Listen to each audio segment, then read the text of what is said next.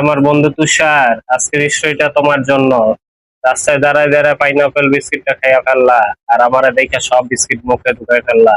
কেন বন্ধু, তুমি কি ভুইল্লা গেলা ছোটবেলায় যে আমার ছিঁড়া প্যান্টটা তোমাকে দিছিলাম?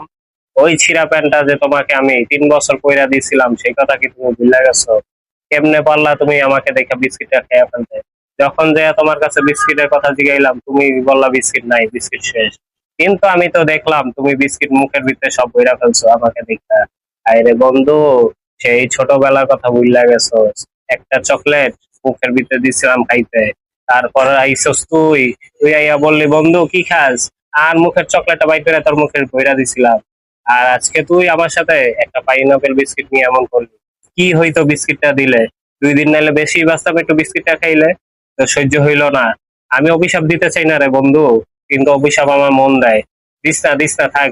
অভিশাপ দিস না। আয় রে বন্ধু, অভিশাপ তো দিয়া দিছে। এখন একটু সাবধানে চলাফেরা করিস। বাস ট্রাকে উঠিস না, আর প্লেনে তো ভুলেও উঠিস না বন্ধু। সাবধানে রাস্তাঘাটে চলাফেরা করিস। অভিশাপ দিতে চাই না বন্ধু, অভিশাপ লাগিয়া যায়, কি করব। আজকে থেকে একটু সাবধানে চলাফেরা করিস। তাই যে কোনো সময় দেখবো অঘটন একটা ঘটে গেছে। বিয়া শাদী তো করছস, এখন একটু সাবধানে চলাফেরা করিস। এমন করিস না রে বন্ধু। বন্ধুর সাথে এমন করিস না, খুব কষ্ট লাগে। এই অন্তরটার ভিতরে তোরা জায়গাটা দিছিলাম, আর অন্তরটার ভিতরে তুই পুরো ছেঁদা বানাই দিছস। এভরি সাইড হোল মি বানাই দিছো বন্ধু, কিচ্ছু করার নাই। এখন তুমি সাবধানে চলাফেরা করো।